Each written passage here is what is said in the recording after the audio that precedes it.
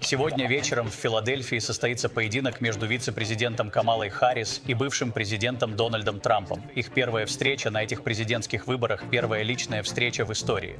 Всего неделями ранее историческая гонка была прервана. Президент Байден снялся после последних дебатов. Дональд Трамп теперь противостоит новому сопернику. Кандидатов разделяет минимальный перевес, почти равный при опросах на национальном уровне, а в ключевых районах, в том числе в Пенсильвании, все пока спорно. Президентские дебаты на ABC News начинаются прямо сейчас. Это специальный выпуск ABC News. Самый важный момент этой кампании. Камала Харрис. Вместе мы проложим новый путь вперед. Дональд Трамп. Скоро мы снова будем великой нацией.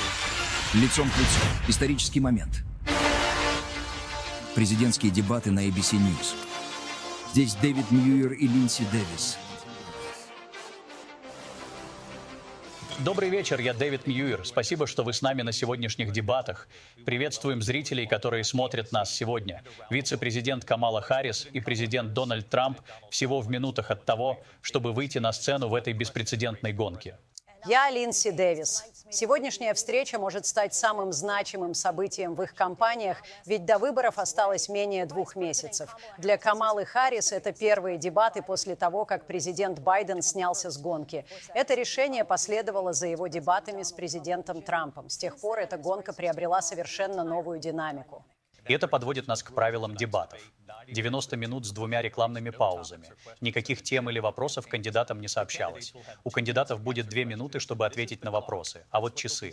Они будут видеть 2 минуты на опровержение и 1 минута на продолжение, уточнение или ответы. Микрофоны будут включены только, когда наступит их очередь. Никаких заранее написанных заметок. Сегодня в этом зале нет зрителей. Это интимная обстановка для 2 кандидатов, которые не встречались. Президент Трамп выиграл жеребьевку. Он решил выступить с последним заключительным словом вечера. Вице-президент Харрис выбрала подиум справа. Итак, давайте поприветствуем кандидатов на сцене. Вице-президент Камала Харрис и президент Дональд Трамп.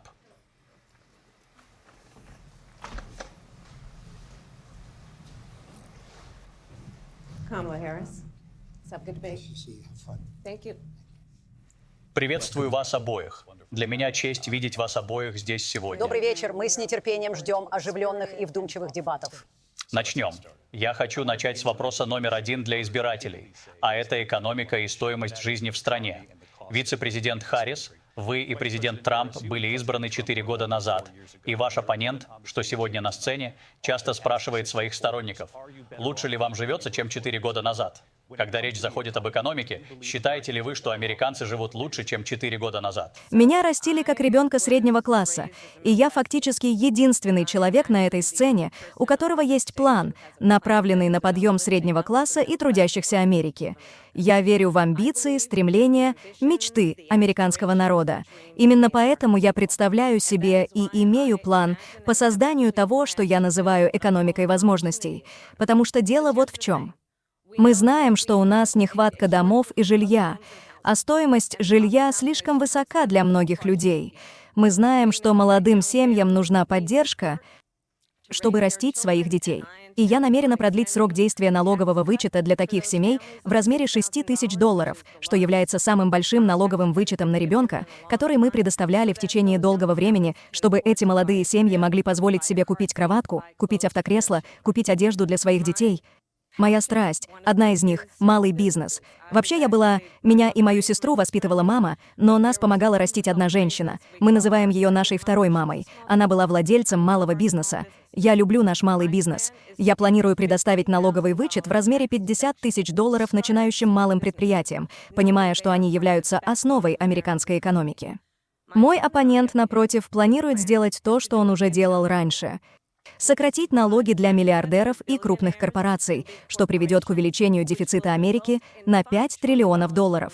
У моего оппонента есть план, который я называю налогом с продаж Трампа, который будет представлять собой 20% налог на товары повседневного спроса, на которые вы полагаетесь, чтобы прожить месяц. Экономисты говорят, что налог с продаж Трампа на самом деле приведет к тому, что семьи среднего класса будут платить примерно на $4000 в год больше из-за его политики и его идей о том, что люди среднего класса должны платить за снижение налогов для миллиардеров. Президент Трамп, я дам вам 2 минуты. Во-первых, у меня нет налога с продаж. Это неверное утверждение. Она это знает. Мы вводим тарифы для других стран. Наконец, другие страны собираются спустя 75 лет расплатиться с нами за все, что мы сделали для мира. А в некоторых случаях тарифы будут значительными. Как вы знаете, я получил миллиарды и миллиарды долларов из Китая. На самом деле, они никогда не снимали тариф, потому что это были такие большие деньги, что они не могли. Это полностью разрушит все, что они задумали. Они получают миллиарды долларов из Китая и других стран. Они оставили тарифы в работе. Когда это было у меня были тарифы, и при этом у меня не было инфляции. Послушайте, у нас была ужасная экономика, потому что у нас была инфляция, которая на самом деле известна как разрушитель стран. Она разрушает страны. У нас такая инфляция, какую мало кто видел раньше, возможно, худшая в истории нашей страны. Мы достигли уровня в 21%, но это щедро, потому что многие вещи на 50, 60, 70 и 80% выше, чем всего несколько лет назад. Это стало катастрофой для людей, для среднего класса, но и для каждого класса. Вдобавок к этому в нашу страну хлынули миллионы людей из тюрем и колоний, из психиатрических клиник и приютов для умалишенных. Они приезжают и занимают рабочие места, которые сейчас занимают афроамериканцы и латиноамериканцы, а также профсоюзы. Профсоюзы будут затронуты очень скоро. Вы видите, что происходит с городами по всем США. Посмотрите на Спрингфилд, штат Огайо. Посмотрите на Аврору в Колорадо. Они захватывают города. Они захватывают здания. Они прибегают к насилию. Это люди, которых она и Байден привели в нашу страну. И они разрушают нашу страну. Они опасны.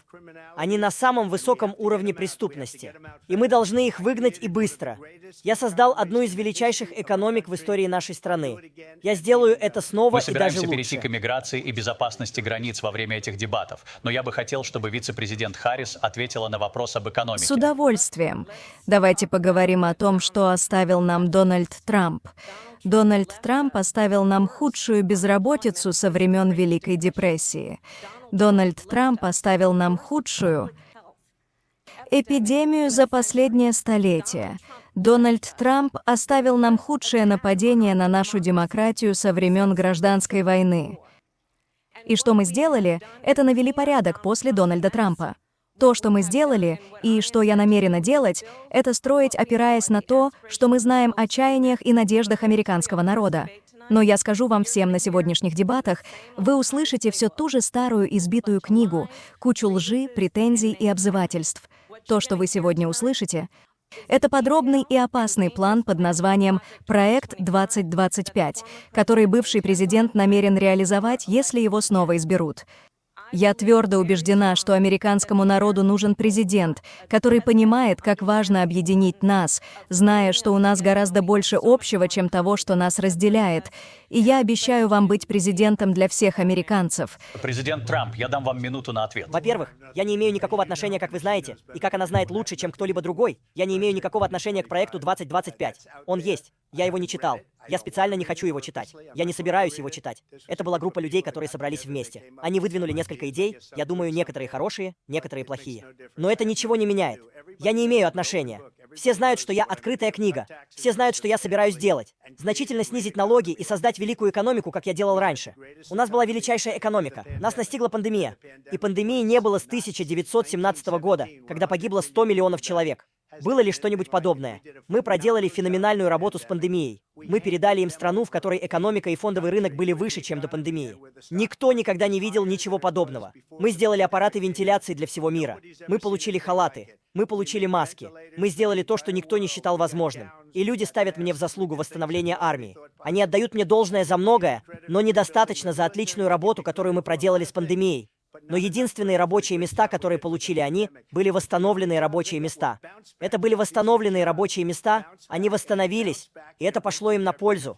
Но я был тем, кто их создал. Они это знают, и все остальные тоже. Вице-президент Харрис, я позволю вам ответить.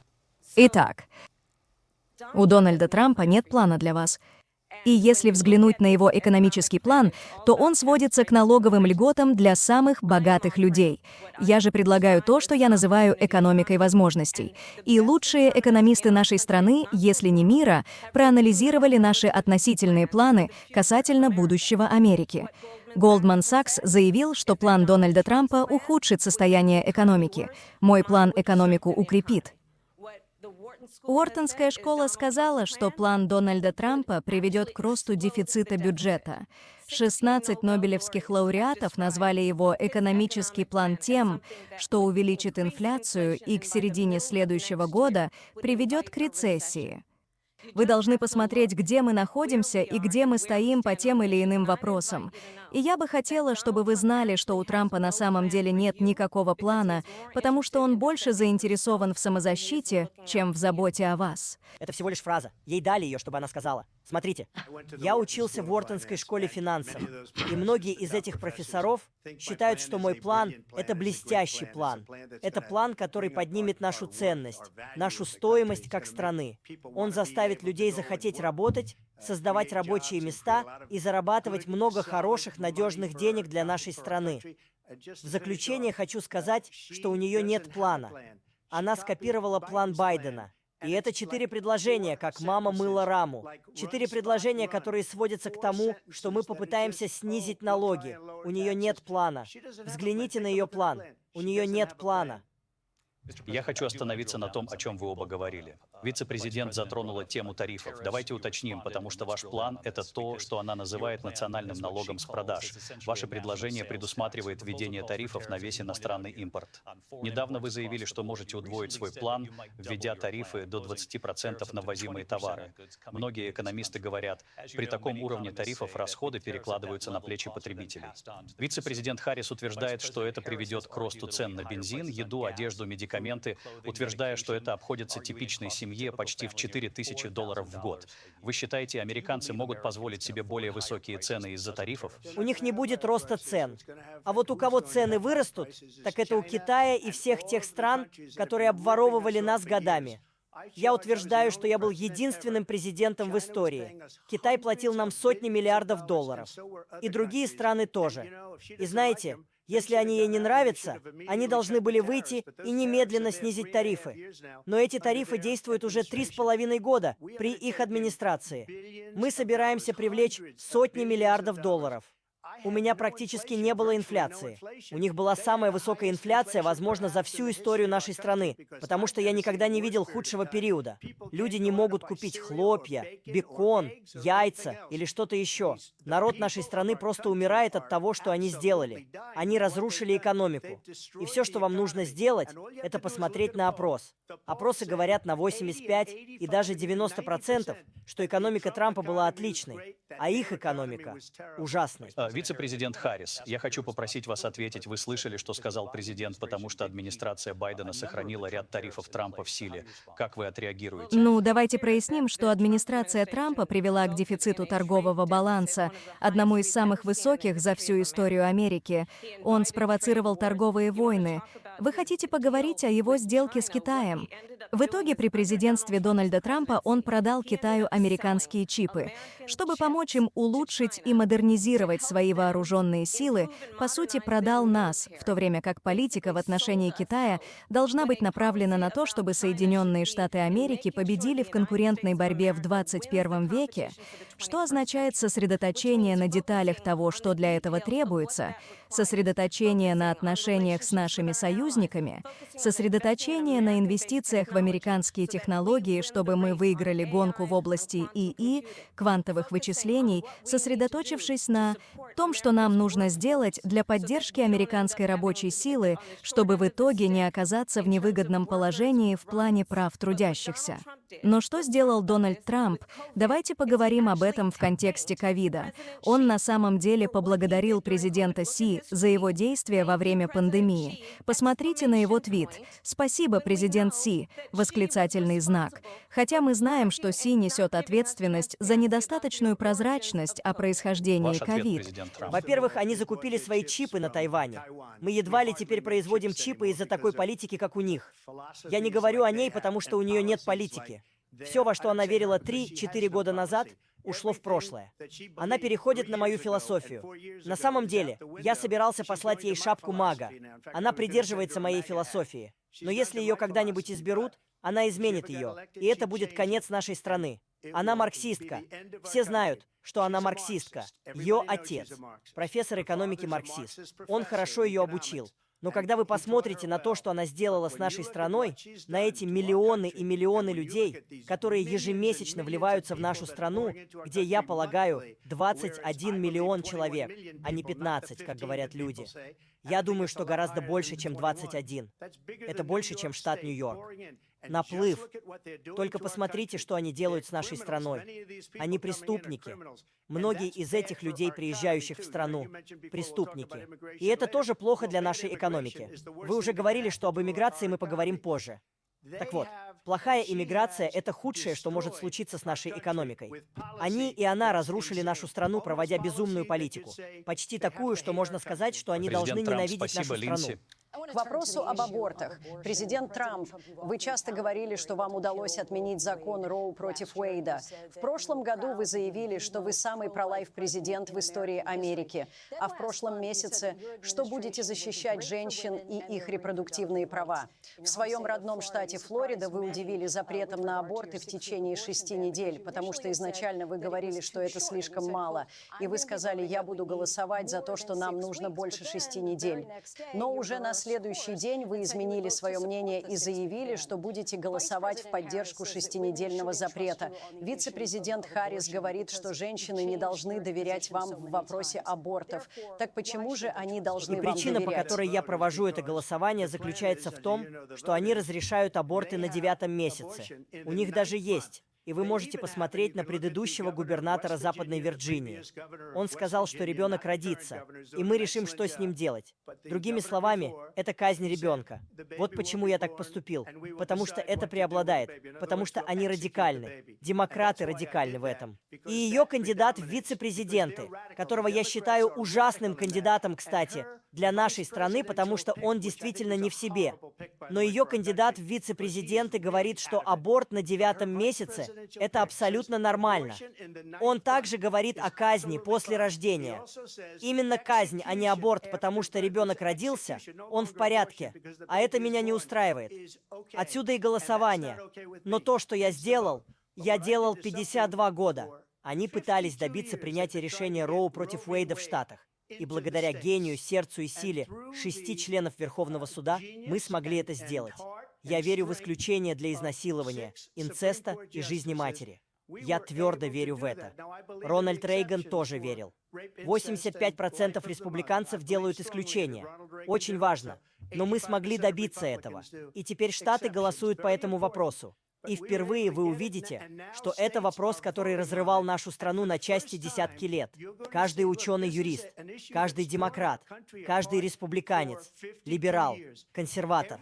Все они хотели, чтобы этот вопрос был возвращен в Штаты. И это произошло.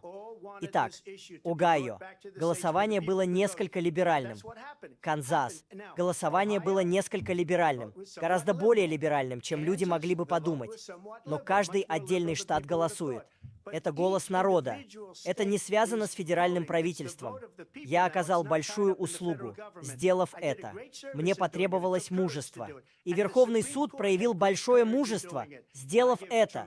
Я отдаю огромную дань уважения этим 6 нет ни судьям. одного штата, в котором было бы разрешено убивать ребенка после его рождения. Госпожа вице-президент. Ну, как я уже сказала, вы услышите кучу лжи, и это неудивительно. Давайте разберемся, как мы к этому пришли. Дональд Трамп собственноручно выбрал 3 членов Верховного суда США с намерением, что они отменят защиту Роу против Уэйда. И они поступили именно так, как он задумал. И теперь в более чем 20 штатах действуют запреты Трампа на аборты, которые делают преступным для врача или медсестры оказание медицинской помощи. В одном штате за это предусмотрено пожизненное заключение. Запреты Трампа на аборты не делают исключений даже для случаев изнасилования и инцеста. Поймите, что это значит. Человек, переживший преступление, посягательство на свое тело, не имеет права принимать решение о том, что будет с его телом дальше. Это аморально. И не нужно отказываться от своей веры или глубоких убеждений, чтобы согласиться с этим. Правительство и Дональд Трамп точно не должны указывать женщине, что ей делать со своим телом. Я разговаривала с женщинами по всей стране. Вы хотите поговорить о том, что люди хотели именно этого? Беременным женщинам, которые хотят доносить беременность до срока, страдающим от выкидыша, отказывают в приеме в отделении неотложной помощи, потому что медработники боятся, что их могут посадить в тюрьму, а она истекает кровью в машине на парковке. Она этого не хотела, ее муж не хотел этого. 12- или 13-летняя, пережившая инцест, принуждается доносить беременность до срока? Они этого не хотят. И я обещаю вам, когда Конгресс примет законопроект, возвращающий на место защиту Роу против Уэйда, я, как президент США, с гордостью подпишу его. Но поймите, если Дональд Трамп будет переизбран, он подпишет национальный запрет на аборты. Поймите, в его проекте 2025 будет национальный аборт. Монитор, который будет отслеживать ваши беременности, выкидыши. Я думаю, американский народ верит, что некоторые свободы, в частности, свобода принимать решения относительно собственного тела, не должны приниматься правительством. Спасибо вам, вице-президент. Опять она. Это ложь. Я не подпишу запрет. И нет причин подписывать запрет, потому что мы получили то, чего все хотели. Демократы, республиканцы и все остальные. И каждый ученый-юрист хотели, чтобы его вернули в Штаты. И Штаты голосуют. И это может занять немного времени. Но целых 52 года этот вопрос разрывал нашу страну на части. Они хотели вернуть его в Штаты. А я сделал то, что никто не считал возможным. Штаты теперь голосуют. То, что она говорит, абсолютная ложь. А что касается запрета абортов, то нет, я не сторонник абортов. Но это не имеет значения, потому что этот вопрос теперь решают Штаты. Наложили бы вы вето на национальный запрет абортов? Ну, мне не если бы он придется, попал к потому вам что на есть стол? две вещи.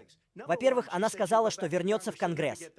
Она не сможет получить право голоса, особенно сейчас, когда в Сенате и Палате представителей, по сути, 50 на 50. Она даже не приблизится к этому. Так что это просто разговоры. Знаете, это напоминает мне тот случай, когда они заявили, что собираются прекратить выдачу студенческих кредитов, а в итоге это обернулось полной катастрофой. А потом ее босс, если его можно назвать боссом, проводит все свое время на пляже. Но послушайте, ее босс вышел и сказал: «Мы сделаем это снова. Мы сделаем это по-другому». Он вышел и снова получил отказ от Верховного суда. Так что все эти студенты получили издевательство по поводу всей этой идеи. И как это было бы несправедливо, отчасти поэтому они проиграли, по отношению к миллионам и миллионам людей, которым пришлось выплачивать свои студенческие кредиты. Они получили их не бесплатно. Но они говорили... Это то же самое, что... Они говорили об этом. Что они Можно, говорят да об или нет, абортах. потому что вы руководите. Джей Ди Венс сказал, что вы наложите вето, если оно попадет к вам на стол. По правде говоря, я не обсуждал это с Джей Ди. Джей Ди, и я не возражаю, если он придерживается определенной точки зрения, но я думаю, что он говорил от моего имени. Но я не обсуждал. Послушайте. Нам не нужно обсуждать это, потому что она никогда не сможет получить его, так же, как не может получить студенческий кредит. Они даже не приблизились к тому, чтобы получить студенческие кредиты. Они издевались над молодыми людьми и многими другими, у кого были кредиты. Они никогда не добьются одобрения. Так что неважно, что она говорит о том, чтобы обратиться в Конгресс. Так что, замечательно. Давайте обратимся в Конгресс. Но дело в том, что они годами хотели убрать это из Конгресса и из федерального правительства. И мы сделали то, о чем все говорили, что это невозможно. И теперь у вас есть народное голосование по вопросу Президент абортов. Харрис, я хочу спросить, поддерживаете ли вы какие-либо ограничения права женщины на аборт? Я абсолютно поддерживаю восстановление защиты, предусмотренной решением Роу против Уэйда. И как вы правильно отметили, нигде в Америке нет женщины, вынашивающей беременность до срока и просящей об аборте. Этого не происходит. Это оскорбительно для женщин Америки. Поймите, что происходило при запрете абортов, введенном Дональдом Трампом. Пары, которые молятся и мечтают о семье,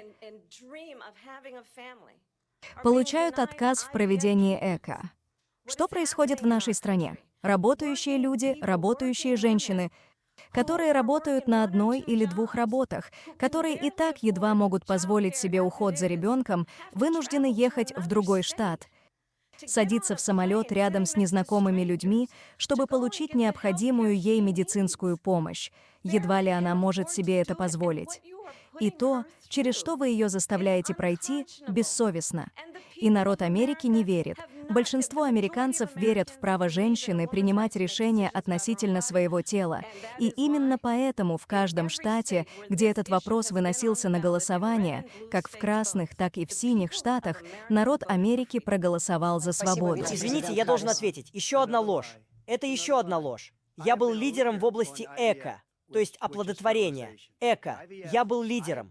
На самом деле, когда суды Алабамы вынесли крайне негативное решение по эко, я видел, как жители Алабамы и законодательное собрание через 2 дня проголосовали за его принятие. Я был лидером в этом вопросе. Они это знают. И все остальные это знают. Я был лидером в вопросах оплодотворения, эко и других вещей, которые они... Вы должны спросить, разрешит ли она аборты на 8-м, 9-м, 7-м месяце?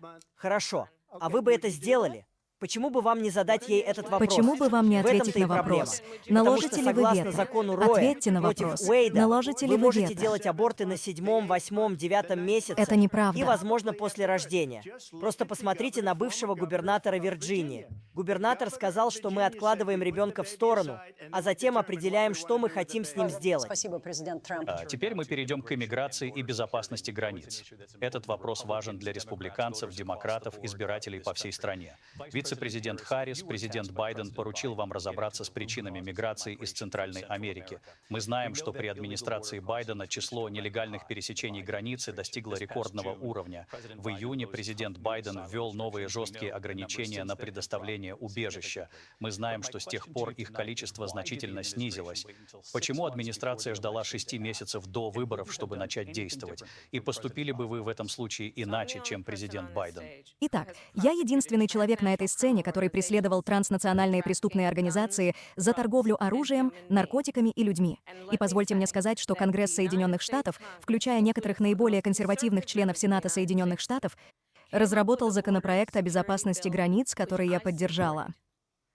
Этот законопроект позволил бы разместить на границе еще 1500 пограничных агентов, чтобы помочь тем людям, которые сейчас работают там, пытаясь выполнить свою работу. Это позволило бы нам остановить поток фентанила, поступающего в Соединенные Штаты.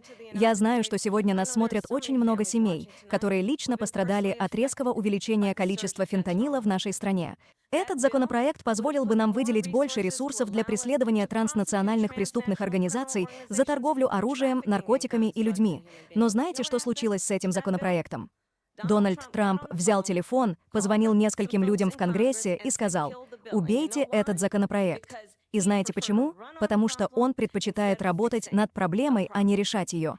И поймите, это происходит в то время, когда народу нашей страны действительно нужен лидер, который занимается решениями, который действительно решает существующие проблемы. Но в лице бывшего президента мы имеем человека, который предпочитает заниматься проблемами, а не их решением.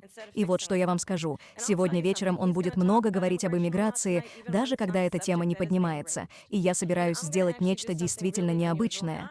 Я приглашу вас посетить один из митингов Дональда Трампа, потому что за этим очень интересно наблюдать. Вы увидите, как во время митингов он говорит о вымышленных персонажах, таких как Ганнибал Лектор. Он будет говорить о том, что ветряки вызывают рак. А еще вы заметите, что люди начинают покидать его митинги раньше времени от усталости и скуки. И я скажу вам, что единственное, о чем вы не услышите от него, это о вас. Вы не услышите, чтобы он говорил о ваших нуждах, мечтах и желаниях. И я скажу вам, я верю, что вы заслуживаете президента, который действительно ставит вас на первое место. И я обещаю вам, что так и будет. Спасибо. Президент Трамп, позвольте хотел бы спросить, ответить. почему вы пытались убить этот законопроект? Он привел бы к появлению тысяч дополнительных агентов и офицеров на границе. Во-первых, позвольте мне ответить на вопрос о митингах. Она сказала, что люди стали уходить. На ее митинги люди не ходят. Нет причин ходить. А тех, кто ходит, она привозит автобусом, платит им за присутствие, а потом показывает их в другом свете. Поэтому она не может говорить об этом. Люди не уходят с моих митингов. У нас самые большие митинги, самые невероятные в истории политики. Это потому, что люди хотят вернуть свою страну. Наша страна потеряна. Мы — терпящая бедствие нация. И это произошло 3,5 года назад. И то, что здесь происходит, приведет к Третьей мировой войне. Перейдем к другой теме. Что они сделали с нашей страной, позволив этим миллионам людей приехать в нашу страну? И посмотрите, что происходит с городами по всем США. Многие города не хотят разговаривать, не говоря уже об Авроре или Спрингфилде. Многие города не хотят говорить об этом, потому что их это очень смущает. В Спрингфилде они едят собак. Люди, которые приехали, едят кошек. Они едят домашних животных местных жителей. И это то, что происходит в нашей стране. Это позор. Что касается митингов, то причина, по которой они приходят, в том, что им нравится то, что я говорю. Они хотят вернуть нашу страну. Они хотят сделать Америку снова великой. А она разрушает эту страну. И если она станет президентом, у этой страны не будет ни единого шанса на успех. И не только на успех. Мы превратимся в Я Венесуэлу просто на хочу стероидах. уточнить. Вы упомянули Спрингфилд, штат Огайо, и ABC News связался с городским управляющим. Он сказал нам, не было достоверных сообщений о конкретных случаях причинения вреда, травм или жестокого обращения с домашними животными со стороны отдельных лиц в иммигрантской общине. Я видел людей по телевизору. Позвольте мне сказать, что Люди это- по телевизору говорят, мою собаку забрали и использовали в пищу. Так что, возможно, он так и сказал. И, возможно, это хорошая вещь для сити-менеджера. Я не беру Но это люди из по телевизора. телевизору Я говорят, что узнаю их об этом собаку от городского съели люди, которые управляющего. туда приехали. Городской управляющий Спрингфилда говорит, что доказательств Просто видно. нет. Вице-президент Харрис, позволю вам ответить. Вы говорите о крайностях.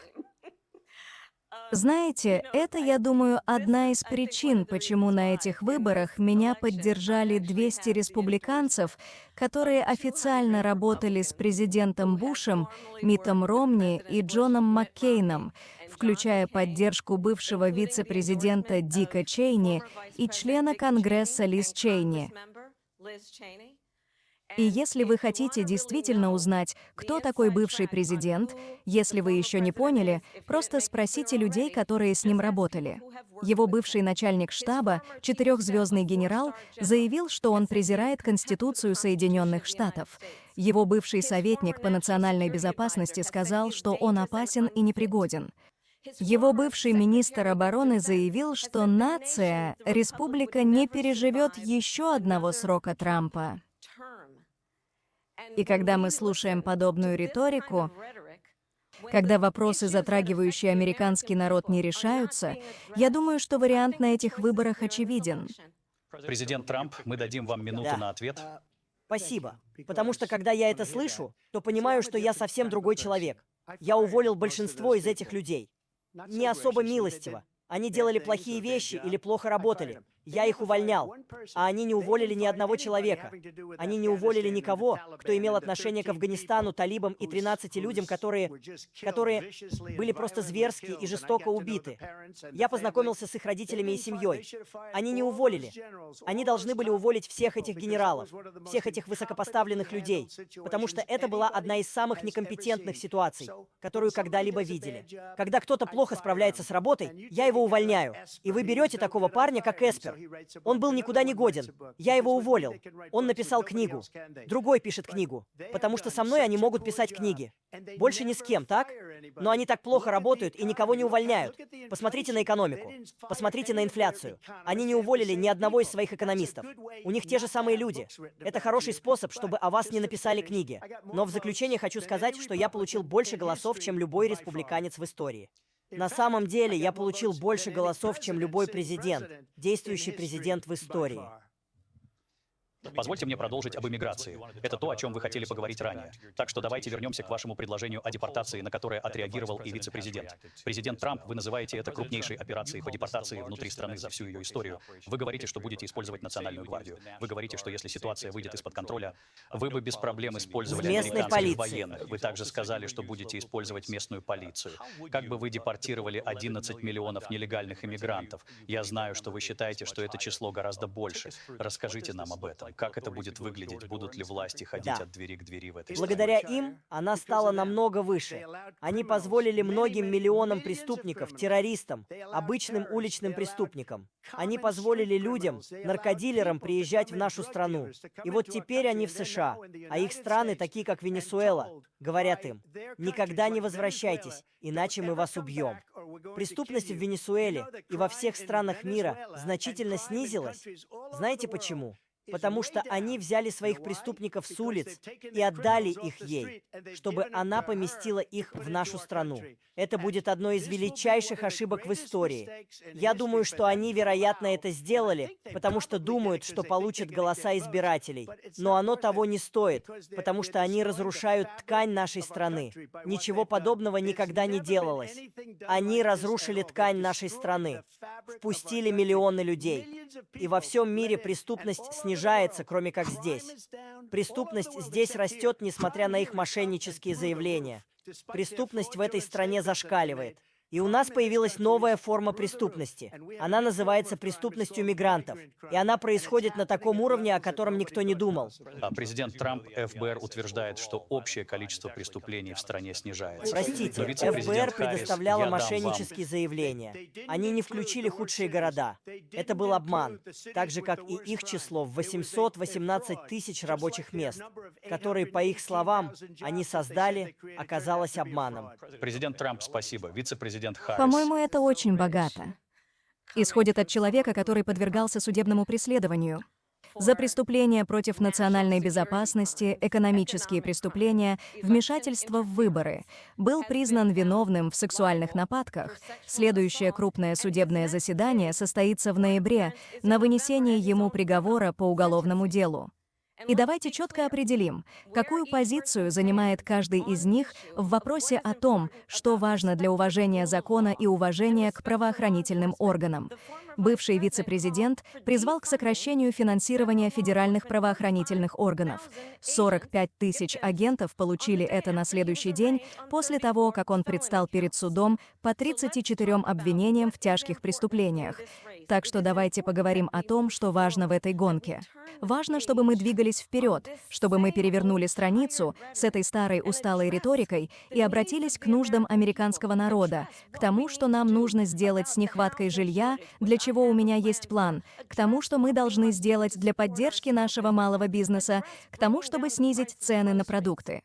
Но, честно говоря, американский народ устал от одной и той же старой избитой схемы действий. Спасибо вам, вице-президент Харрис. Простите. Каждое из этих дел было начато ими против своего политического оппонента, и я выигрываю большинство из них, а остальные я выиграю в апелляции. И вы видели это в решении, которое недавно принял Верховный суд. Я выигрываю большинство из них. Это называется вооружение. Они вооружают Министерство юстиции. Каждое из этих дел было связано с Минюстом, от Атланты и Фони Уиллис до генерального прокурора и окружного прокурора Нью-Йорка. В каждом из этих дел.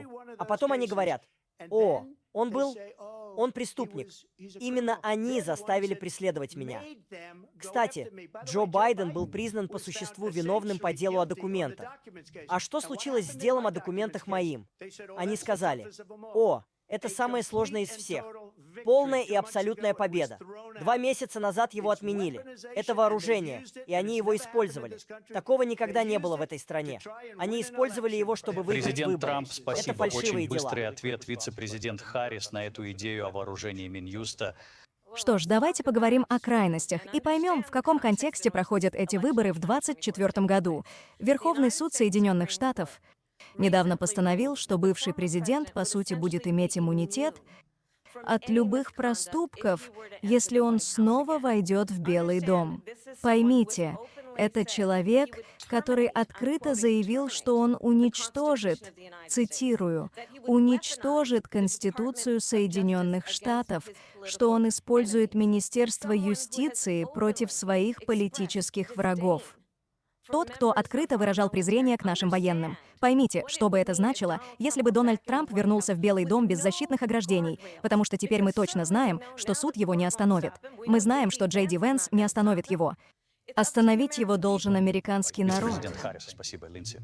Вице-президент Харрис, когда вы в последний раз баллотировались в президенты? Вот кто вооружал, не я. Это она вооружала. Я, наверное, получил пулю в голову из-за того, что обо мне говорят. Они говорят о демократии. Я угроза демократии. Это они угроза демократии. С фальшивым расследованием Спасибо. «Россия», Нам которое ни к предстоит чему не многое сделать. привело. Нам нужно многое успеть, Линдси. Вице-президент Харрис, во время своей последней предвыборной кампании вы говорили, что хотите запретить гидроразрывы пласта. Вы хотели обязательной государственной программы выкупа наступательного оружия. Теперь ваша компания говорит, что это не так. Вы поддерживали идею декриминализации пересечения границ. Теперь вы занимаете более жесткую позицию. Я знаю, вы говорите, что ваши ценности не изменились. Тогда почему так много ваших политических позиций изменилось? Так, мои ценности не изменились, и я собираюсь обсудить каждый один из, по крайней мере, каждый пункт, который вы озвучили. Но, в частности, давайте поговорим о гидроразрыве, потому что мы здесь, в Пенсильвании. Я ясно дала это понять в 2020 году. Я не буду запрещать гидроразрывы. Будучи вице-президентом США, я не запрещала гидроразрывы. Более того, я была решающим голосом при принятии закона о снижении инфляции, который открыл новые участки для гидроразрывов.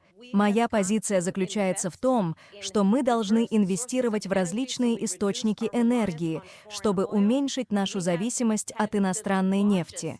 Мы добились крупнейшего в истории роста добычи нефти внутри страны благодаря подходу, который признает, что мы не можем чрезмерно полагаться на иностранную нефть. Что касается моих ценностей, то позвольте мне сказать, что я выросла в семье среднего класса, воспитанная трудолюбивой матерью, которая работала и экономила, и смогла купить наш первый дом, когда я была подростком.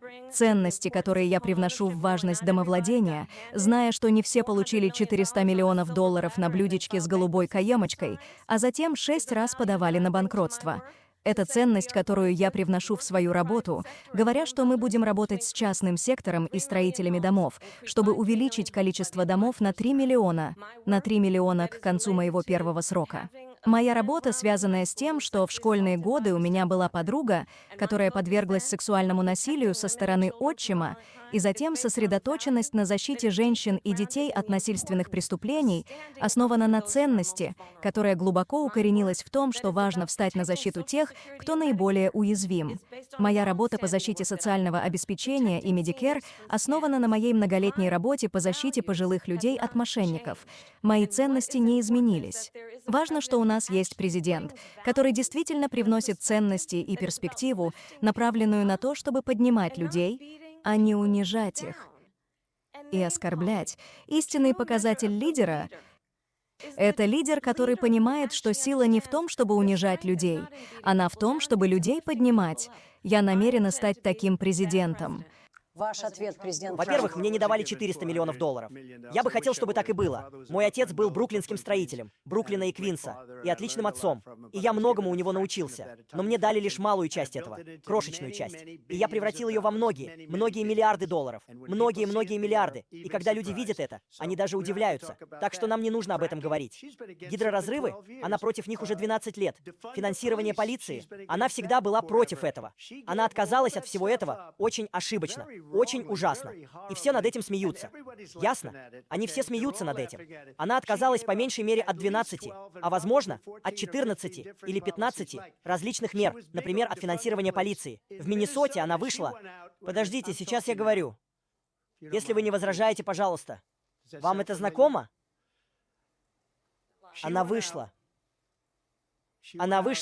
в Миннесоте и хотела позволить преступникам, которые убивали людей, сжигали Миннеаполис. Она собирала деньги, чтобы выпустить их из тюрьмы. Она делала то, что никому и в голову не приходило. Теперь она хочет делать трансгендерные операции на нелегалах, которые сидят в тюрьме. Это радикальный левый либерал, который пойдет на такое. Она хочет конфисковать ваше оружие и никогда не разрешит проводить гидроразрывные работы в Пенсильвании. Если она победит на выборах, то с гидроразрывом в Пенсильвании будет покончено в первый же день. В завершение, это очень важно, на мой взгляд. Так что я наладил нефтяной бизнес так, как никто до меня не делал. Когда они взяли на себя... Они избавились от него, начали избавляться, и цены взлетели до небес. Они сразу же отпустили этих парней туда, где они были. Я был бы в 5 раз, в 4 раза, в 5 раз выше, потому что вы говорите о 3,5 годах назад. Они подняли цены до того уровня, на котором я был, потому что у них не было выбора, потому что цены на энергоносители росли в 4 раза и в 2 раза. Вы видели, что случилось с бензином, поэтому они сказали, давайте вернемся к Трампу. Но если она выиграет выборы, то на следующий день после них они снова начнут разрушать нашу страну. И нефть умрет, ископаемое топливо умрет. Мы вернемся к ветряным мельницам и солнечным батареям, где им нужна целая пустыня, чтобы получить энергию. Вы когда-нибудь видели солнечную электростанцию? Кстати, я большой поклонник солнечных батарей, но они требуют 400-500 акров пустынной почвы. Это не очень хорошо для окружающей среды, если она понимает. Спасибо вам. Линдси, спасибо. Всего через 56 дней у нас выборы. Я хочу поговорить о передаче власти, которая, как мы знаем, является краеугольным камнем демократии. 6 января вы сказали своим сторонникам идти на марш к столице. Вы сказали, что будете там вместе с ними. Страна и мир видели, что происходило в столице в тот день. Офицеры подверглись нападению. Помощники в западном крыле говорят, что вы наблюдали за происходящим по телевизору из овального кабинета. Вы отправили твиты, но прошло более 2 часов, прежде чем вы разослали видеообращение, в котором сказали своим сторонникам идти домой. Есть ли что-то, о чем вы сожалеете в связи с тем, что сделали в тот день? Вы только что сказали то, что не предусмотрено. Мирно и патриотично, я сказал во время своей речи, а не потом. Мирно и патриотично. И никто с другой стороны не был убит. Эшли Бэббит застрелил вышедший из-под контроля офицер полиции, который никогда не должен был стрелять в нее. Это позор. Но мы не делали. Это группа людей, с которыми так плохо обошлись. Я спрашиваю, а как насчет всех тех людей, которые вливаются в нашу страну, которых она впустила, и убивают людей? Она была пограничным царем, запомните это. Она была пограничным царем. Она не хочет, чтобы ее называли пограничным царем, потому что ее смущает граница. На самом деле, в самом начале она сказала, «Я удивлена, что вы еще не говорите о границе». Это потому, что она знает, какую плохую работу они проделали. Что насчет этих людей, когда они будут привлечены к ответственности? Эти люди из разных стран мира, не только из Южной Америки. Они приезжают со всего мира. Дэвид, со всего мира. И уровень преступности во всем мире из-за этого снижается. Но когда же эти... Но позвольте Дэвид, спросить. когда эти люди будут привлечены к ответственности? Когда будут привлечены к ответственности люди, которые сожгли Миннеаполис? Или в Сиэтле? Они вошли в Сиэтл. Они захватили большую долю города Сиэтла. Когда эти люди будут привлечены к ответственности? Но позвольте спросить. Вы можете задать ей Вы этот были вопрос. президентом, вы наблюдали за происходящим по телевизору. Это очень простой вопрос, поскольку мы движемся вперед к новым выборам. Есть ли что-то, о чем вы сожалеете в связи с тем, что сделали в тот день? Я Да, не имею к именно. этому никакого отношения, кроме того, что они попросили меня выступить с речью. Я сказал, думаю, это будет грандиозно. Я обратился к Нэнси Пелоси и мэру Вашингтона, и мэр изложил это в письменном виде. Я сказал, что это будет очень большой митинг. И опять же, это было сделано не мной, а другими. Я сказал, хочу дать вам 10 тысяч солдат Национальной гвардии. Они отвергли меня. Нэнси Пелоси отвергла меня. Это было всего 2 недели назад. У ее дочери есть запись, на которой она говорит, что несет полную ответственность за случившееся. Они хотят избавиться от этой записи. Этого бы никогда не случилось, если бы Нэнси Пелоси и мэр Вашингтона выполняли свою работу. За безопасность отвечал не я, а Нэнси Пелоси. Она не выполнила свою Вопрос был о вас как о работу. президенте, а не о бывшем спикере Пелоси. Но я хочу, чтобы вице-президент Харрис ответила на этот вопрос. 6 января я была в Капитолии. Я была избранным вице-президентом. Я также была действующим сенатором. Я была там. И в тот день президент Соединенных Штатов подстрекал жестокую толпу напасть на столицу нашей страны, осквернить столицу нашей страны. В тот день 140 сотрудников правоохранительных органов получили ранения, а некоторые погибли. Бывшему президенту предъявили обвинения и объявили импичмент именно по этой причине. Но это не единичная ситуация. Давайте вспомним Шарлоттсвиль, где была толпа людей с факелами, изрыгающих антисемитскую ненависть. И что тогда сказал президент? С каждой стороны были прекрасные люди. Давайте вспомним, что когда речь зашла об ополченцах «Гордые парни», бывший президент сказал «отойдите и ждите». Так что для всех, кто помнит, каким было 6 января, я скажу, что нам не нужно возвращаться назад. Давайте не будем возвращаться. Мы не будем возвращаться. Пришло время перевернуть страницу. И если для вас это было слишком, что ж, есть место в нашей компании для вас, чтобы встать за страну, за нашу демократию, за верховенство закона и покончить с хаосом. И покончить с подходом, который заключается в атаке на основы нашей демократии, потому что вам не нравится результат. И будьте ясны в этом вопросе. Дональд Трамп, кандидат, заявил, что на этих выборах будет кровавая баня, если исход выборов будет ему не по душе. Давайте перевернем эту страницу. Давайте не будем возвращаться назад. Давайте наметим курс на будущее, а не возвращаться к прошлому. Позвольте мне продолжить. Это был другой термин, и он относился к энергетике, потому что они разрушили наш энергетический бизнес. Вот где была кровавая баня. И еще о Шарлоттсвилле. Эта история была, как вы сказали, развенчана. Лора Ингрэм, Шон Хеннити, Джесси — все эти люди освещали ее. Если они прочтут еще одно предложение, то увидят, что все было идеально. Это было развенчано почти в каждой газете, но они все равно поднимают эту тему, так же, как они поднимают тему 2025. Они поднимают все это. Я спрашиваю вас вот о чем. Вы говорите о Капитолии. Почему мы позволяем этим миллионам людей проходить через южную границу? Почему она не делает, а я скажу вам, что бы сделал я. И я бы сделал это с большой гордостью. Я бы сказал, что мы оба покинули бы эти дебаты прямо сейчас. Я бы хотел, чтобы она поехала в Вашингтон во время этих дебатов, потому что мы теряем много времени. Поехали потому что она так плохо себя ведет. Это просто смешно. Поехали в Вашингтон и дали ей подписать законопроект о закрытии границы, потому что у них есть право это сделать. Им не нужны законопроекты. Они имеют право сделать президент Соединенных Штатов. Вы поднимете его с постели. Вы разбудите его в 4 часа дня. Вы скажете: давай, спускайся в офис. Давай подпишем законопроект. Если он подпишет закон о закрытии границы, все, что ему нужно будет сделать, это сказать об этом пограничникам, которые просто феноменальны. Если они это сделают, граница будет закрыта. Эти люди убивают много людей, в отличие от 6 января. Сегодня мы говорили об иммиграции. Я хочу остановиться на следующем вопросе для вас обоих, потому что он действительно приводит нас в фокус к истине в те времена, в которые мы живем.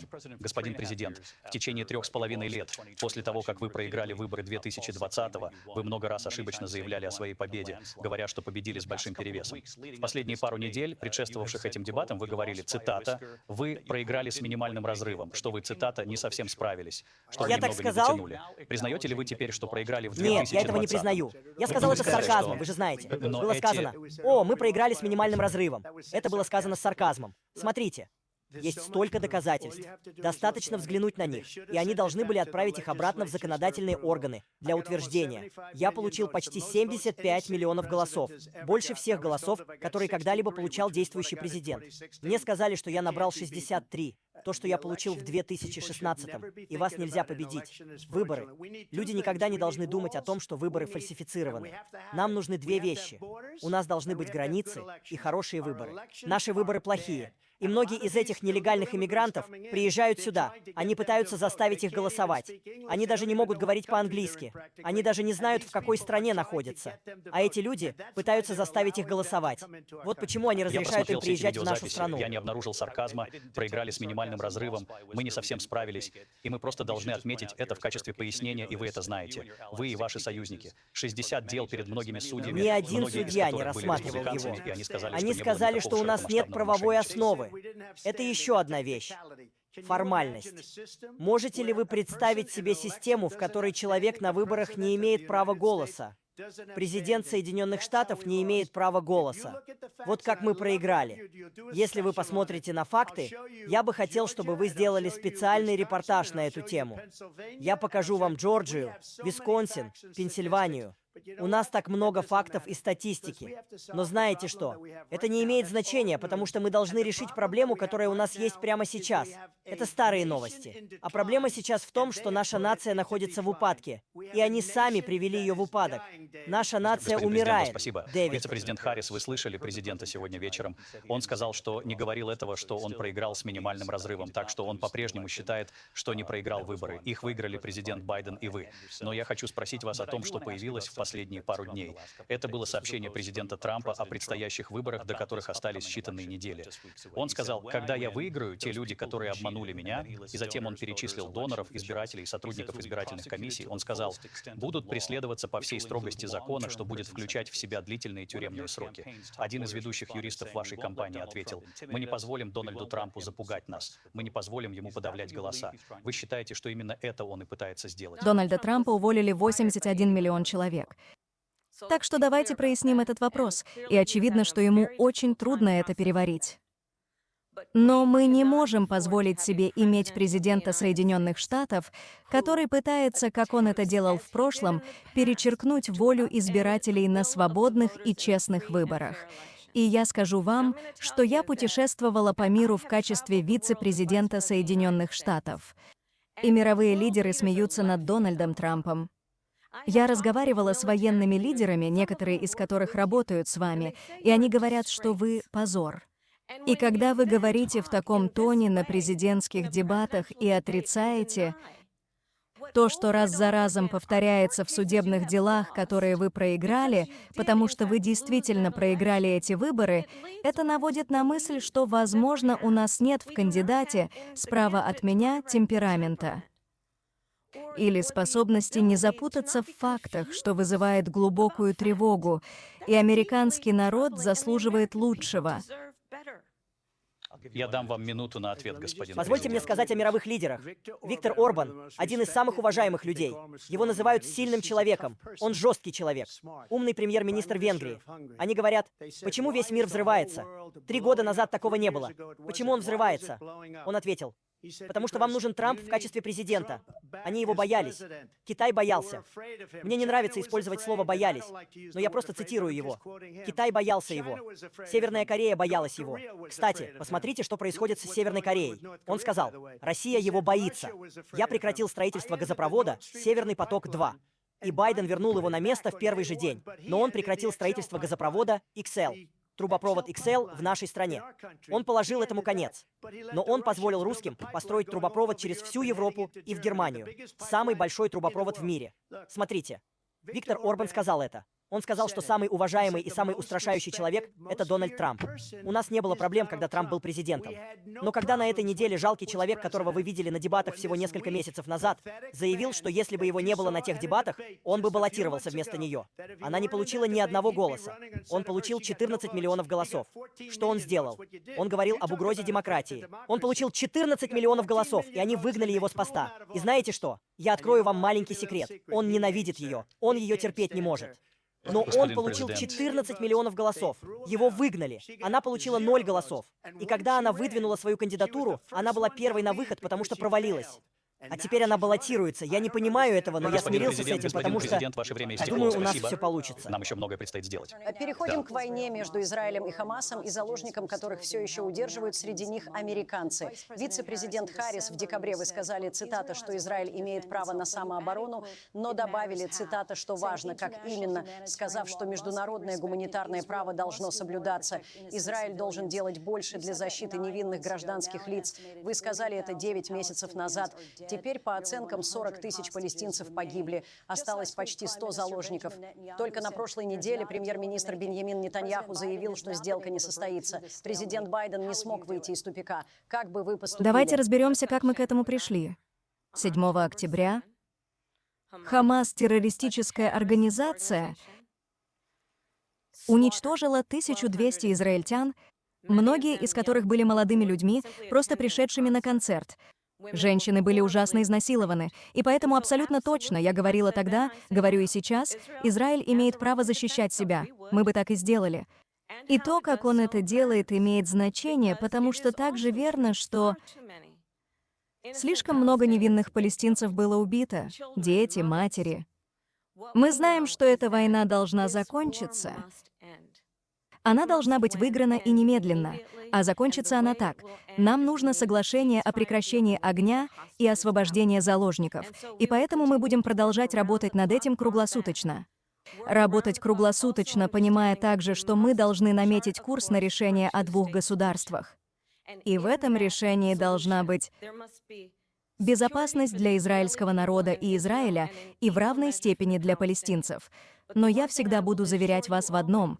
Я всегда дам Израилю возможность защитить себя, в частности в том, что касается Ирана и любой угрозы, которую Иран и его сторонники представляют для Израиля. Мы должны иметь решение о двух государствах, где мы сможем восстановить Газу, где у палестинцев будет безопасность, самоопределение и достоинство, которого они так справедливо заслуживают. Президент Трамп как бы вы вели переговоры с Нетаньяху, а также с Хамас, чтобы освободить заложников и предотвратить убийство новых невинных гражданских лиц в Газе? Если бы я был президентом, это никогда бы не началось. Если бы я был президентом, Россия никогда бы, никогда. Я очень хорошо знаю Путина. Он бы никогда. И угрозы такой не было, между прочим, в течение 4 лет. Не вошел в Украину и не убил бы миллионы людей. Если все это сложить, получается гораздо хуже, чем люди понимают, что там происходит. Но когда она упоминает об Израиле, внезапно она ненавидит Израиль. Она даже не стала встречаться с Нетаньяху, когда он отправился в Конгресс, чтобы произнести очень важную речь. Она отказалась присутствовать, потому что была на вечеринке своего женского клуба. Она хотела пойти на женскую вечеринку. Она ненавидит Израиль. Если она станет президентом, я верю, что Израиль перестанет существовать уже через 2 года. Я довольно хорошо предсказываю и надеюсь, что в этом случае я ошибаюсь. Она ненавидит Израиль. В то же время, по-своему, она ненавидит арабское население, потому что все вокруг будет взорвано. Арабы, евреи, Израиль. Израиля больше не будет. Этого никогда бы не случилось. При Дональде Трампе Иран был разорен. Теперь у Ирана есть $300 миллиардов, потому что они сняли все санкции, которые были у меня. У Ирана не было денег на таких, как Хамас, Хезболла, ни на одну из 28 различных сфер террора. А они и есть сферы террора. Ужасного террора. У них не было денег. Это была большая история, и вы это знаете. Вы освещали ее очень хорошо. У них не было денег на террор. Они были на мели. Теперь они богатая нация, и теперь они делают то, что они делают. Распределяют эти деньги по всему миру. Посмотрите на то, что происходит с хуситами и Йеменом. Посмотрите, что происходит на Ближнем Востоке. Этого никогда бы не случилось. Я быстро разберусь с этим, а также покончу с войной с Украиной и Россией. Если я стану избранным президентом, я сделаю это еще до того, как стану президентом. Вице-президент Харрис, он говорит, что вы ненавидите Израиль. О, это абсолютно не так. Всю свою карьеру и жизнь я поддерживаю Израиль и израильский народ. Он это знает. Он снова пытается разделить и отвлечь от реальности, которая заключается в том, что очень хорошо известно, что Дональд Трамп слаб и ошибается в вопросах национальной безопасности и внешней политики. Хорошо известно, что он восхищается диктаторами, хочет стать диктатором в первый же день, по его собственным словам. Известно, что он сказал о Путине, что тот может делать все, что захочет, и войти в Украину. Известно, что он сказал, что когда Россия вошла в Украину, это было великолепно. Известно, что он обменивался любовными письмами с Ким Чен Ыном. И абсолютно точно известно, что эти диктаторы и автократы очень хотят, чтобы вы снова стали президентом, потому что им все ясно. Они могут манипулировать вами с помощью лести и благосклонности, и именно поэтому многие военные лидеры, с которыми вы работали, говорили мне, что вы — позор. Именно поэтому мы понимаем, что нам нужен президент, который не будет постоянно слабым и ошибающимся в вопросах национальной безопасности, включая важность поддержания и уважения наших военных. Спасибо вам, вице-президент Харрис. Это они, а она — виновница. Это слабость в вопросах национальной безопасности, позволяя каждой стране в прошлом месяце за год 168 разных стран отправлять людей в нашу страну. Уровень преступности в этих странах значительно снизился. Путин поддержал ее на прошлой неделе, сказал: «Надеюсь, она победит». И я думаю, он это имел в виду. Потому что то, что ему сошло с рук, совершенно невероятно. Со мной такого бы не случилось. Лидеры других стран думают, что они слабы и некомпетентны. И это так. Они вопиюще некомпетентны. И я просто задаю один вопрос. Почему Байден пошел на то, чтобы уничтожить газопровод Keystone и одобрить самую крупную сделку, которую когда-либо заключала Россия? Северный поток-2 – самый большой газопровод в мире, идущий в Германию и по всей Европе. Потому что они слабы и неэффективны. И Байден, между прочим, заплатил за это немалые деньги. Мы скоро вернемся, чтобы узнать больше об этих исторических президентских дебатах на канале ABC News из Национального центра Конституции в Филадельфии. Вернемся через минуту.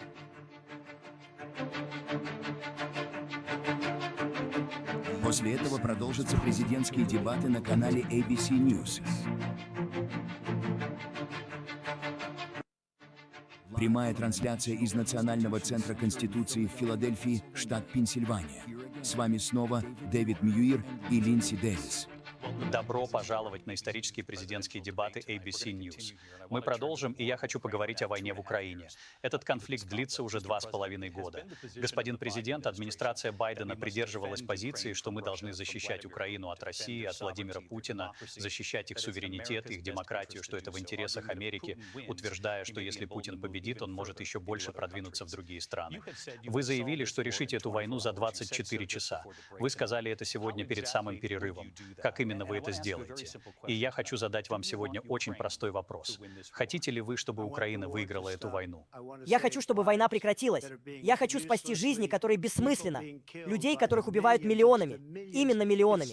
Это гораздо хуже, чем те цифры, которые вы получаете. Это фальшивые цифры. Смотрите. Мы в деле на 250 миллиардов или больше. Потому что они не просят Европу, которая является гораздо большим бенефициаром, чем мы. Они в деле на 150 миллиардов долларов меньше, потому что у Байдена и у вас не хватает смелости просить Европу, как я сделал это с НАТО. Они заплатили миллиарды и миллиарды, сотни миллиардов долларов, когда я сказал, либо вы платите, либо мы больше не будем вас защищать. Так что, возможно, это одна из причин того, что я нравлюсь им так же, как и слабые люди. Но посмотрите, что происходит. Мы в деле на 250-275 миллиардов. Они на 100-150. Их нужно заставить уравнять. При всем при этом я хочу, чтобы война была улажена. Я очень хорошо знаю Зеленского и очень хорошо знаю Путина. У меня с ними хорошие отношения, и они уважают вашего президента. Понятно? Они уважают меня. Они не уважают Байдена. Как бы вы его уважали? За что? По какой причине? За 2 года он даже не позвонил Путину. Ни с кем не поговорил. Они даже не пытаются. Эта война жаждет быть улаженной. Я улажу ее еще до того, как стану президентом. Если я выиграю, когда я стану избранным президентом, и что я сделаю? Я поговорю с одним, я поговорю с другим, я соберу их вместе. Этой войны никогда бы не было. И на самом деле, когда я увидел Путина после своего ухода, я, к сожалению, ушел, потому что наша страна превратилась в ад. Но после моего ухода, когда я увидел, как он выстраивает солдат, он сделал это после моего ухода. Я сказал, о, он, должно быть, ведет переговоры. Должно быть, это хорошая, сильная точка переговоров. Но это было не так, потому что Байден понятия не имел, как с ним разговаривать. Он понятия не имел, как это остановить. И теперь миллионы людей погибли. И все становится только хуже, и это может привести к Третьей мировой войне. Не обманывайте себя, Дэвид. Мы играем с Третьей мировой войной. И у нас есть президент, о котором мы даже не знаем, есть ли он. Где наш президент? Мы даже не знаем, президент ли он. Они выбросили его из компании, как собаку. Мы даже не знаем. Он наш президент. Но у нас есть президент, Господин который не президент, знает, что он жив. ваше время истекло. Просто уточню вопрос. Считаете ли вы, что победа Украины в этой войне отвечает интересам США? Да или нет? Я думаю, что в интересах США закончить эту войну и просто покончить с ней. Договориться о сделке, потому что мы должны остановить уничтожение всех этих человеческих жизней. Я хочу обратиться к вице-президенту Харрис. Я хочу узнать, что вы думаете о поддержке Украины в данный момент, а также как главнокомандующий в случае избрания. Как бы вы вели себя с Владимиром Путиным? И будет ли это отличаться от того, что мы видим от президента Байдена? Ну, во-первых, важно напомнить бывшему президенту, что вы баллотируетесь не против Джо Байдена. Вы выступаете против меня. Я считаю, что причина, по которой Дональд Трамп говорит, что эта война закончится в течение 24 часов, заключается в том, что он просто сдастся. А это не то, кем мы являемся как американцы. Давайте разберемся, что здесь произошло. Я встречалась с Зеленским за несколько дней до того, как Россия вторглась, попыталась силой изменить территориальные границы, бросить вызов одному из важнейших международных правил и норм, а именно важности суверенитета и территориальной целостности. И я встретилась с президентом Зеленским. Я поделилась с ним американскими разведданными о том, как он может защитить себя. Несколько дней спустя я отправилась на восточный фланг НАТО, в Польшу и Румынию. И благодаря работе, которую я и другие сделали, мы объединили 50 стран, чтобы поддержать Украину в ее праведной защите. И благодаря нашей поддержке, благодаря противовоздушной обороне, боеприпасам, артиллерии, «Джавелинс», танкам «Эбрамс», которые мы предоставили, Украина борется как независимая и свободная страна. Если бы Дональд Трамп был президентом, Путин сидел бы сейчас в Киеве. И поймите, что бы это значило, потому что повестка дня Путина касается не только Украины. Поймите, почему европейские союзники и наши союзники по НАТО так благодарны за то, что вы больше не президент, и что мы понимаем важность величайшего военного союза, который когда-либо знал мир — НАТО. И что мы сделали, чтобы сохранить возможность Зеленского и украинцев бороться за свою независимость? В противном случае Путин сидел бы в Киеве и смотрел на остальную Европу, начиная с Польши. И почему бы вам не рассказать американцам польского происхождения, которых 800 тысяч, прямо здесь, в Пенсильвании, о том, как быстро вы сдадитесь ради благосклонности и, как вам кажется, дружбы с диктатором, который съест вас на обед? Вице-президент Харрис, спасибо. Сегодня мы слышали от вас обоих об Украине. В последний час речь зашла об Афганистане. Я хотел, чтобы она ответила на то, что вы сказали ранее, и пожалуйста, я дам вам Путин минуту. сидел бы в Москве и не потерял бы 300 тысяч мужчин. И женщин, но он сидел бы в Москве. Тише, пожалуйста. Он бы сидел в Москве. Гораздо счастливее, чем сейчас. Но в конце концов, знаете, у него есть то, чего нет у других людей. У него есть ядерное оружие. Они не обязаны говорить об этом. Типа ядерное оружие. Никто об этом не задумывается. И в конце концов, может быть, он его применит. И может быть, не так уж и грозно. Но оно у него есть. То, о чем мы даже не любим говорить. Никто не любит об этом говорить. Но чтобы вы понимали, ее послали на переговоры о мире до начала войны. Через 3 дня он пришел и начал войну. Потому что все, что они говорили, было слабым и глупым. Они говорили не то, что нужно. Эта война не должна была начаться. Она была эмиссаром. Они послали ее на переговоры с Зеленским и Путиным. И она это сделала. А война началась через 3 дня. Вот такой у нас талант. На мой взгляд, она хуже Байдена. Я считаю его худшим президентом в истории нашей страны. А она — худший вице-президент. Но позвольте мне сказать вам кое-что. Она ужасный переговорщик.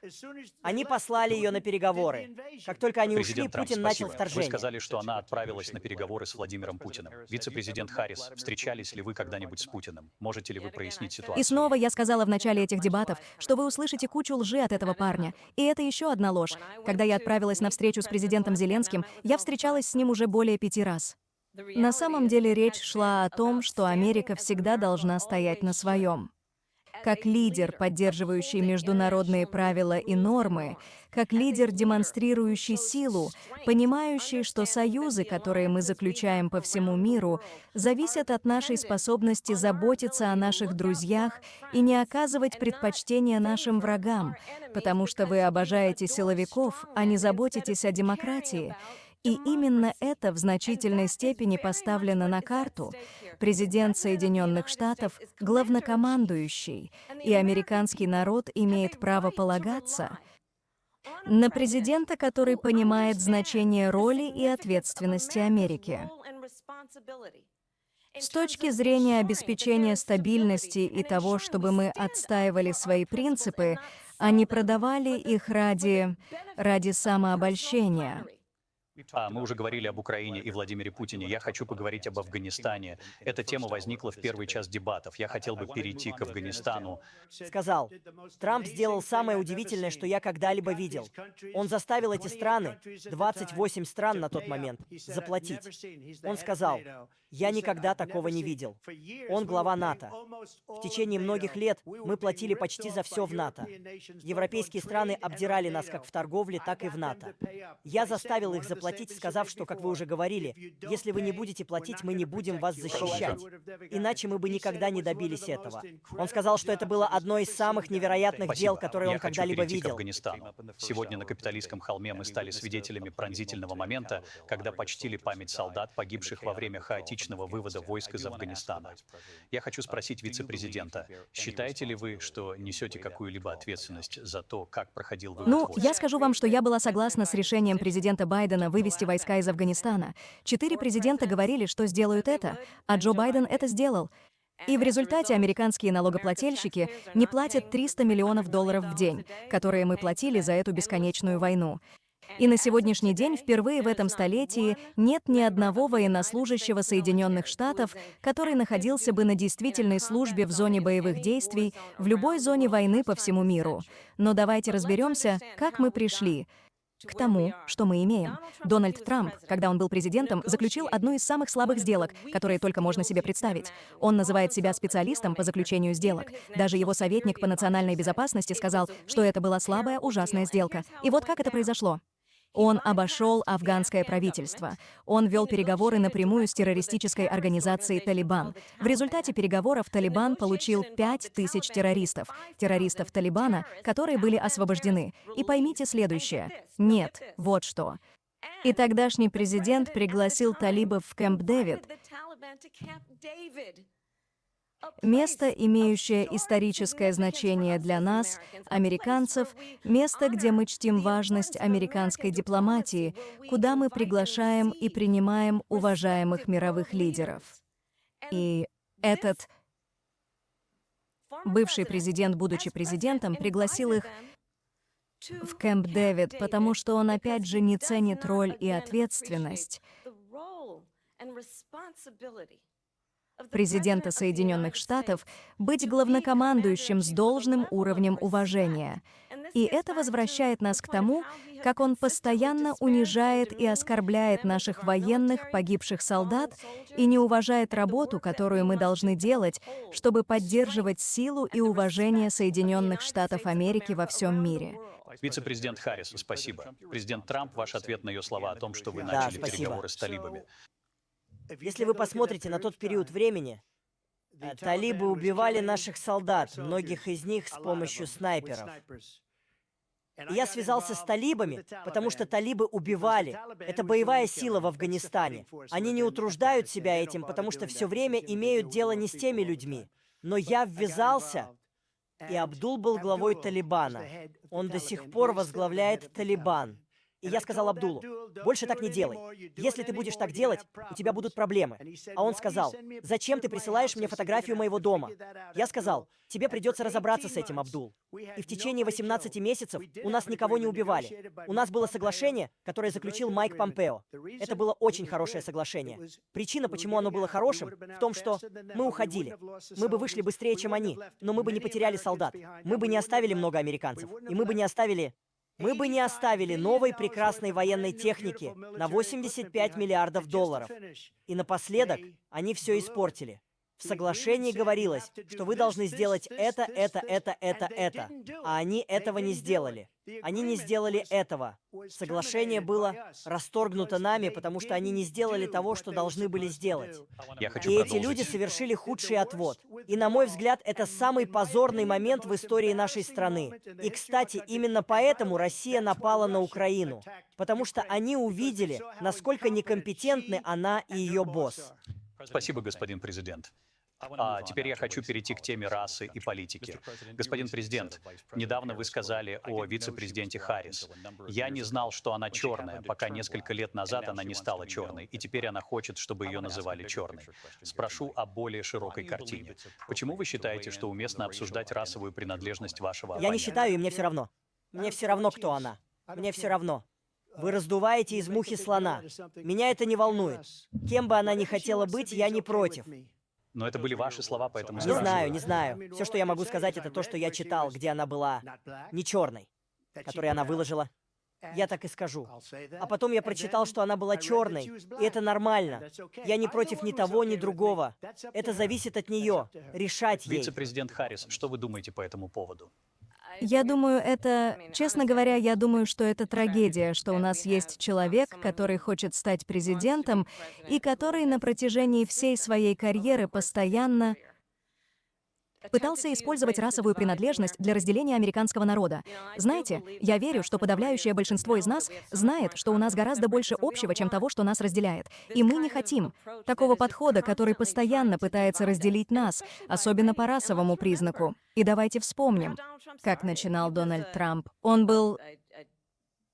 Он владел землей, зданиями, и он попал под следствие, потому что отказался сдавать недвижимость в аренду черным семьям. Давайте вспомним, что это тот же человек, который разместил объявление на всю страницу в «Нью-Йорк Таймс», призывая к казни 5 молодых чернокожих и латиноамериканских мальчиков, которые были невиновны, 5 из Центрального парка, напечатал объявление на всю страницу с призывом к их казни. Это тот же человек, который распространял ложь о месте рождения первого чернокожего президента Соединенных Штатов. И я думаю, что американский народ хочет большего. Хочет лучшего, чем это. Хочет кого-то, кто понимает, как и я. Я путешествую по нашей стране. Мы видим друг в друге друзей. Мы видим друг в друге соседей.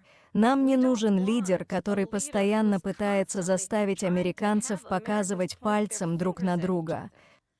Я постоянно встречаюсь с людьми, которые говорят мне: «Не могли бы мы просто поговорить о том, как мы собираемся инвестировать в чаяния, амбиции и мечты американского народа, зная, что независимо от цвета кожи или языка, на котором говорит их бабушка, у всех нас одни и те же мечты и стремления, и мы хотим, чтобы президент инвестировал в них, а не в ненависть и разделение». Вице-президент Харрис, спасибо. Линдси. Президент Трамп, это уже 3-й раз. Это самое раздирающее президентство в истории нашей страны. Никогда не было ничего подобного. Они разрушают нашу страну. И они придумывают такие вещи, как то, что она только что сказала. Взглянем на много-много лет назад, когда многие люди, включая мэра Блумберга, согласились со мной по поводу 5 Центрального парка. Они признались, сказали, они признали себя виновными. А я говорил, ну, если они признают себя виновными, значит, они причинили серьезный вред человеку, в конце концов, убили его. И если они признали себя виновными, тогда они признали, что мы невиновны. Но это человек, которому приходится тянуться назад на годы, 40, 50 лет назад, потому что сейчас ничего нет. Я построил одну из величайших экономик в истории мира, и я собираюсь построить ее снова. Она будет больше, лучше и сильнее. Но они разрушают нашу экономику. Они понятия не имеют, что такое хорошая экономика. Их нефтяная политика, каждая политика, и запомните это, она и есть Байден. Вы знаете, она пытается отстраниться от Байдена.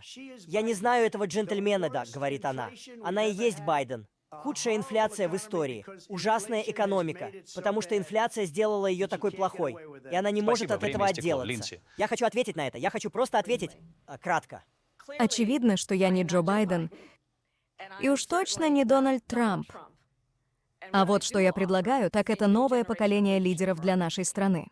Тот, кто верит в то, что возможно, тот, кто несет в себе чувство оптимизма, о том, что мы можем сделать вместо того, чтобы постоянно унижать американский народ. Я верю в то, что мы можем сделать, чтобы укрепить наш малый бизнес. И именно поэтому у меня есть план. Давайте поговорим о наших планах. И давайте сравним планы. У меня есть план предоставить начинающим предпринимателям налоговый вычет в размере $50 тысяч, чтобы реализовать свои амбиции, инновации, идеи и упорный труд. У меня есть план — $6 тысяч для молодых семей на первый год жизни вашего ребенка, чтобы помочь вам на этом важнейшем этапе развития вашего ребенка. У меня есть план, который заключается в том, чтобы дать людям возможность осуществить то, что было мимолетным с точки зрения американской мечты, предложив помощь с первоначальным взносом в размере $25 тысяч для тех, кто впервые покупает жилье. Именно такой разговор, Дэвид, я считаю, действительно нужен людям сегодня. В отличие от разговора, который постоянно сводится к уничижению и обзывательствам, давайте перевернем страницу и Вице-президент двинемся Харрис, вперед. спасибо. Давайте перейдем к политике. Давайте вернемся к Чтобы политике. уничтожить нашу страну. Давайте перейдем к У политике, нее есть пожалуйста. план сократить расходы на полицию. У нее есть план по конфискации оружия у всех. Президент У Трамп, нее мы есть должны план перейти не к разрешать гидроразрыв пласта в Пенсильвании или где-либо Спасибо, еще. господин Таков президент. был ее план до Я просто недавнего должна времени. ответить, потому что бывший президент дважды сказал нечто такое, на что я должна ответить. Простите, мы продолжим. Мне просто нужно один Вице-президент раз Харрис, ответить на то, президент что он Трамп, говорил вы уже много в третий раз. баллотируетесь в президенты. Вы давно поклялись отменить и заменить закон о доступном здравоохранении, также известный как Обамакер. Вам не удалось добиться этого. Теперь вы говорите, что собираетесь сохранить Обамакер. Цитирую. «Если мы не сможем сделать что-то гораздо лучше». В прошлом месяце вы сказали, цитата, «Мы работаем над этим». Есть ли у вас план сегодня? И можете ли вы рассказать Обамакер нам, в — чем это он паршивое заключается? медицинское обслуживание. Оно всегда было таким, и сегодня оно не очень хорошее. И я сказал, что если мы что-то придумаем, а мы работаем над этим, мы сделаем это и заменим. Но запомните это.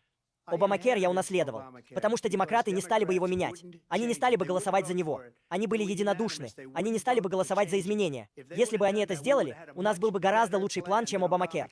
Но тут появились демократы. Они не стали за это голосовать. Когда я стал президентом, передо мной встал выбор. Сохранить ли его и сделать настолько хорошим, насколько он может быть. Никогда не будет хорошо. Или оставить его гнить. И я почувствовал, что обязан. Хотя с политической точки зрения было бы лучше просто оставить его гнить и пустить на самотек. Я решил и сказал своим лучшим людям. У меня много хороших людей в той администрации. Мы читали о плохих. У нас тоже были очень плохие. И у них тоже есть плохие. Разница в том, что они не избавляются от них. Но позвольте мне объяснить. Мне предстояло сделать выбор. Сохранить ли его и сделать как можно лучше. Или позволить ему сгнить. И я его сохранил. Я поступил правильно, но он все равно никогда не станет прекрасным. И это слишком дорого для людей. Мы рассмотрим разные планы. Если мы сможем разработать план, который будет стоить нашим людям, нашему населению меньше денег и будет лучше, чем Обамакер, то я обязательно это сделаю. Но до тех пор я буду выполнять его настолько хорошо, Итак, просто насколько да это или нет, возможно. у вас все еще нет плана. У меня есть концепции плана. Я сейчас не президент. Но если мы что-то придумаем, я изменю его только в том случае, если мы придумаем что-то лучшее и менее дорогое. И есть концепции и варианты, которые мы должны сделать. И вы услышите об этом в недалеком будущем. Вице-президент Харрис, в 2017 году вы поддержали предложение Берни Сандерса отказаться от частного страхования и создать государственную систему здравоохранения. 2 года спустя вы предложили план, включающий вариант частного страхования. Каков ваш план сегодня? Прежде всего, я абсолютно поддерживаю частные варианты медицинского обслуживания, и в течение последних 4 лет, когда я была вице-президентом, я поддерживала их. Но нам нужно поддерживать и развивать закон о доступном здравоохранении. Но к этому я еще вернусь, Линдси. Я просто хочу ответить на предыдущий вопрос, который задал бывший президент. Я очень четко обозначила свою позицию в отношении гидроразрыва пласта. И потом, это дело о том, чтобы отобрать у всех оружие. Мы с Тимом Вальцем оба являемся владельцами оружия. Мы не собираемся отбирать оружие ни у кого. Так что прекратите постоянно врать по этому поводу. Что касается закона о доступном здравоохранении, то давайте посмотрим на историю, чтобы понять, на какой позиции находятся люди. Когда Дональд Трамп был президентом, он 60 раз пытался избавиться от закона о доступном здравоохранении. 60 раз. В то время я была сенатором. Я никогда не забуду ранние утренние часы, когда этот закон был поставлен на голосование в Сенате Соединенных Штатов. И покойный, великий Джон Маккейн, о котором вы отзывались? Как? Он вам не нравится. Вы сказали тогда, потому что его поймали. Он был американским героем. Покойный, великий Джон Маккейн, я никогда не забуду тот вечер, вышел в зал Сената и сказал: «Нет, не сделайте. Нет, не сделайте. Нет, вы не избавитесь от закона о доступном здравоохранении. У вас нет плана». А закон о доступном здравоохранении устранил возможность страховых компаний отказывать людям с предсуществующими заболеваниями. Мне не нужно говорить тем, кто смотрит смотрит сегодня. Вы помните, как это было? Помните, когда страховая компания могла отказать? Если у ребенка астма, если кто-то пережил рак груди, если бабушка или дедушка страдали диабетом, к счастью, когда я была вице-президентом, и мы за последние 4 года укрепили закон о доступном здравоохранении, мы впервые позволили Medicare договариваться о ценах на лекарства от имени вас, американцев. Дональд Трамп говорил, что разрешит Medicare обсуждать цены на лекарства. Он так и не сделал этого. Это сделали мы. И теперь мы ограничили стоимость инсулина $35 в месяц. С тех пор, как я стала вице-президентом, мы ограничили стоимость рецептурных лекарств для пожилых людей $2000 в год. И когда я стану президентом, мы сделаем это для всех людей, понимая, что ценность, которую я привношу, заключается в том, что доступ к здравоохранению должен быть правом, а не только привилегией тех, кто может себе это позволить. И план должен заключаться в том, чтобы укреплять закон о доступном здравоохранении, а не избавляться от него. Прошлое — это пролог в том, что касается позиции Дональда Трампа в этом вопросе. Она совершила ошибку. И, во-первых, Джон Маккейн боролся с Обамакер в течение 10 лет. Но не только он. Все демократы поддерживали. И знаете что? Мы можем сделать гораздо лучше, чем Обамакер, и с гораздо меньшими затратами. Но она не хочет улучшать частное медицинское страхование. Это еще одна вещь, которой она не хочет добиться. Люди, которые усердно работали и зарабатывали деньги, платят за страховку частным образом. И они хотят иметь частную страховку. Она хочет, чтобы все были застрахованы государством, где вы ждете 6 месяцев операции, которая вам нужна Мы хотели немедленно. бы затронуть еще один вопрос, который важен для многих американцев, особенно для молодых избирателей. И это изменение климата. Президент Трамп, говоря об окружающей среде, вы утверждаете, что у нас должен быть чистый воздух и чистая вода. Вице-президент Харрис, вы называете изменение климата экзистенциальной угрозой. Вопрос к вам обоим. Что бы вы сделали для борьбы с изменением климата? И вице-президент Харрис, мы начнем с вас. У каждого из вас по 1 минуте. Бывший президент говорил, что изменение климата — это мистификация, а мы знаем, что это вполне реально. Спросите любого, кто живет в штате, пережившем эти экстремальные погодные явления, кому сейчас либо отказывают в страховании жилья, либо поднимают цену. Спросите любого, кто стал жертвой, что это значит — потерять свой дом и некуда идти. Мы знаем, что можем решить эту проблему. Молодежь Америки глубоко переживает по этому поводу. И я горжусь тем, что за последние 4 года, будучи вице-президентом, мы инвестировали $1 триллион в экономику чистой энергии, а также увеличили добычу газа на внутреннем рынке до исторического уровня. Мы создали более 800 тысяч новых рабочих мест в обрабатывающей промышленности. Мы инвестировали в чистую энергию до такой степени, что открываем заводы по всему миру. Дональд Трамп говорил, что будет создавать рабочие места в промышленности. Он потерял рабочие места. И я также горжусь тем, что меня поддержали объединенные рабочие автопрома и Шон Фейн, которые также знают, что часть построения экономики чистой энергии включает в себя инвестиции в американские товары, американские автомобили. Это включает в себя развитие американского производства и открытие автозаводов, а не их закрытие, как это произошло при Дональде Трампе. При Дональде Трампе этого не произошло. Позвольте мне сказать вам, что за последний месяц они потеряли 10 тысяч рабочих мест на производстве. Они уходят, все уходят. Они строят большие автомобильные заводы в Мексике, во многих случаях принадлежащие Китаю. Они строят эти огромные заводы и думают, что будут продавать свои автомобили в США благодаря этим людям. То, что они отдали Китаю, просто невероятно. Но мы этого не допустим. Мы установим тарифы на эти автомобили, чтобы они не могли попасть в нашу страну. Потому что они убьют United Auto Workers и всех работников автопрома, будь то в Детройте, Южной Каролине или любом другом месте. То, что они сделали с бизнесом и производством в этой стране, просто ужасно. У нас ничего нет, потому что они отказываются. Вы знаете, Байден не преследует людей, потому что якобы Китай заплатил миллионы долларов. Он боится это делать. Между ним и его сыном. Они получают все эти деньги из Украины. Они получают все эти деньги из разных стран.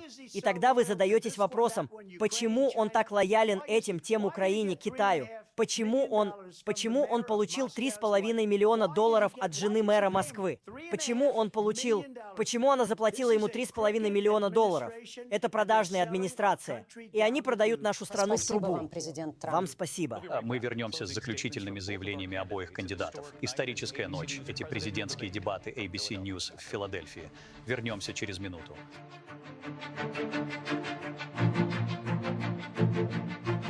После этого продолжатся президентские дебаты ABC News. Национальный центр Конституции в Филадельфии, штат Пенсильвания. Снова здесь Дэвид Мьюир и Линдси Дэвис. И с возвращением. Настало время для заключительных слов, и вице-президент Харрис, мы начинаем с вас. Итак, я думаю, что сегодня вы услышали два очень разных видения нашей страны. Одно ориентировано на будущее, а другое сосредоточено на прошлом. И попытки отбросить нас назад. Но мы не собираемся возвращаться назад, и я верю, что американский народ знает, что у нас гораздо больше общего, чем того, что нас разделяет, и мы можем проложить новый путь вперед. И взгляд на него включает в себя наличие плана, понимание чаяний, мечтаний, надежд и амбиций американского народа, поэтому я намерена создать экономику возможностей, инвестировать в малый бизнес, в новые семьи, в то, что мы можем сделать для защиты пожилых людей, в то, что мы можем сделать для того, чтобы дать трудолюбивым людям передышку и снизить стоимость жизни. Я верю в то, что мы можем сделать вместе, чтобы поддержать авторитет Америки в мире и обеспечить уважение, которого мы по праву заслуживаем, включая уважение к нашим военным и обеспечение того, чтобы у нас были самые смертоносные боевые силы в мире. Я буду президентом, который будет защищать наши основные права и свободы, включая право женщины принимать решения относительно своего тела и не позволять правительству указывать ей, что делать. Скажу вам, что я начинала свою карьеру в качестве прокурора. Я была окружным прокурором, генеральным прокурором, сенатором Соединенных Штатов, а теперь и вице-президентом. У меня был только один клиент — народ. И скажу вам, что, будучи прокурором, я никогда не спрашивала жертву или свидетеля, кто вы, республиканец или демократ. Единственное, что я спрашивала у них: «Вы в порядке?» И именно такой президент нам сейчас нужен. Тот, кто заботится о вас и не ставит себя на первое место. Я намерена быть президентом для всех американцев и сосредоточиться на том, что мы можем сделать в ближайшие 10 и 20 лет, чтобы восстановить нашу страну, инвестируя прямо сейчас в вас, американский народ. Вице-президент Харрис, спасибо. Президент Трамп. Итак, она просто начала с того, что сказала, что собирается сделать это, собирается сделать то. Она собирается сделать все эти замечательные вещи. Почему она до сих пор этого не сделала? Она была там 3,5 года. У них было 3,5 года, чтобы починить границу. У них было 3,5 года, чтобы создать рабочие места и все то, о чем мы говорили. Почему она до сих пор этого не сделала? Она должна уйти прямо сейчас, пойти в этот прекрасный Белый дом, пойти в Капитолий, собрать всех вместе и сделать то, что вы хотите сделать. Но вы этого не сделали и не сделаете, потому что верите в то, во что не верит американский народ. Вы верите в такие вещи, как «мы не будем проводить гидроразрыв пласта. Мы не будем использовать ископаемое топливо. Мы не будем делать то, что сделает эту страну сильной, нравится вам это или нет». Германия попробовала это сделать. И уже через год они вернулись к строительству обычных электростанций. Мы к этому не готовы. Мы не можем жертвовать нашей страной ради плохого видения. Но я задаю один простой вопрос. Почему она не сделала этого? Мы — терпящая бедствие нация. Мы нация, которая находится в серьезном упадке. Над нами смеются во всем мире. Во всем мире смеются. Я очень хорошо знаю лидеров. Они приходят ко мне. Они звонят мне. Над нами смеются во всем мире. Они не понимают, что случилось с нами как с нацией. Мы не лидеры. Мы не имеем ни малейшего представления о том, что происходит. У нас идут войны на Ближнем Востоке. У нас идут войны с Россией и Украиной. Мы окажемся в Третьей мировой войне, и это будет война, подобной которой нет нигде, из-за ядерного оружия, мощи оружия. Я перестроил всю нашу армию. Она отдала крупную ее часть Талибану. Она отдала ее Афганистану. Что эти люди сделали с нашей страной? И, возможно, самое тяжелое из всего этого — позволили миллионам людей приехать в нашу страну, многие из них преступники, и разрушить нашу страну. Худший президент и худший вице-президент в истории нашей страны.